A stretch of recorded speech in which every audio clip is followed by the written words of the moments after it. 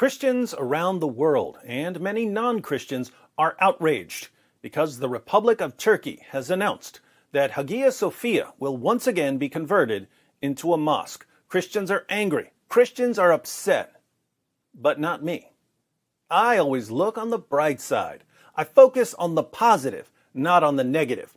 When life throws Islam at me, I make myself a nice tall glass of Islaminade. In this video, I'm going to explain why the reconversion of Hagia Sophia into a mosque isn't as bad as you might think.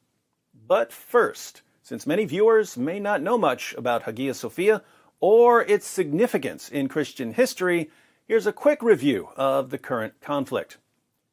The Church of Hagia Sophia was built between 532 and 537 AD, although various structures had to be modified over time.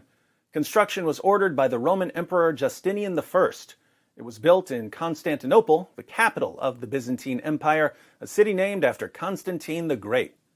For many centuries, Hagia Sophia was the largest cathedral in the world, and for a while it had more interior space than any other building on the planet. There were numerous mosaics depicting Jesus and Mary and other figures in the church, and a vast array of Christian relics were housed there. Hagia Sophia was the seat of the Archbishop of Constantinople, the spiritual leader of the Eastern Orthodox Church, and it was the main house of worship for Eastern Orthodox Christians until Constantinople was conquered by Muslims in 1453. While the city was under siege, women, children, the sick, the elderly, and the wounded took refuge in Hagia Sophia.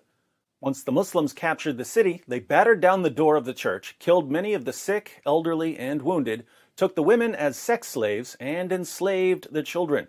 The church was converted into a mosque, the relics were destroyed, the mosaics were either destroyed or plastered over, and minarets were eventually added.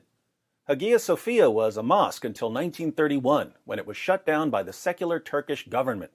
The Republic of Turkey uncovered the Christian mosaics and reopened Hagia Sophia as a museum in 1935. It was a museum for 85 years until Turkish President Erdogan announced that Hagia Sophia was once again a mosque. Naturally, Muslims gathered outside and began shouting, Allahu Akbar.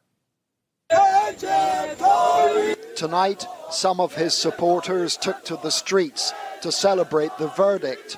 But the fear now is that the decision will sow the seeds of acrimony between Christians and Muslims, with the conversion of a magnificent unifying symbol into a potentially divisive one. Am I upset? Not one bit. Look on the bright side. Muslims will never again be able to pretend that they respect other religions. Muslims will never again get to complain that we're disrespecting their religion or their book or their prophet. Think about it. Islam's holiest sites were taken from other religions. The Kaaba was a pagan shrine surrounded by pagan idols. Muslims conquered Mecca, smashed the idols to pieces, and made it the heart of Islamic worship. The heart of Jewish worship for 3,000 years has been the Temple Mount in Jerusalem. After conquering the city, Muslims built the Dome of the Rock and the Al-Aqsa Mosque. Jews have to pray at a nearby wall. For centuries, the heart of the Christian world was Constantinople, and the heart of Christian worship was Hagia Sophia, one of the most spectacular buildings ever constructed. The building was dedicated to the holy wisdom of God.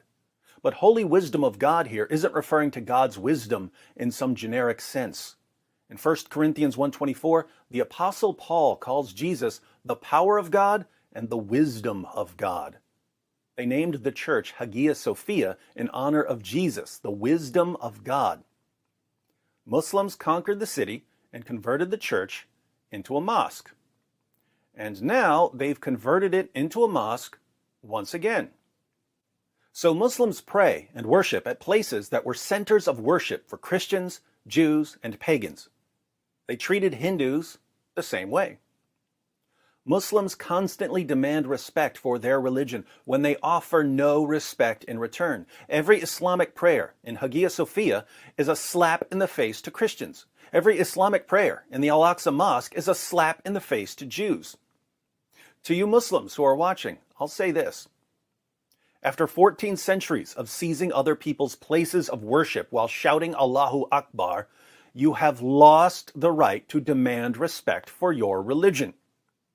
Don't come complaining to me next month when season 2 of Muhammad's Boom Boom Room starts.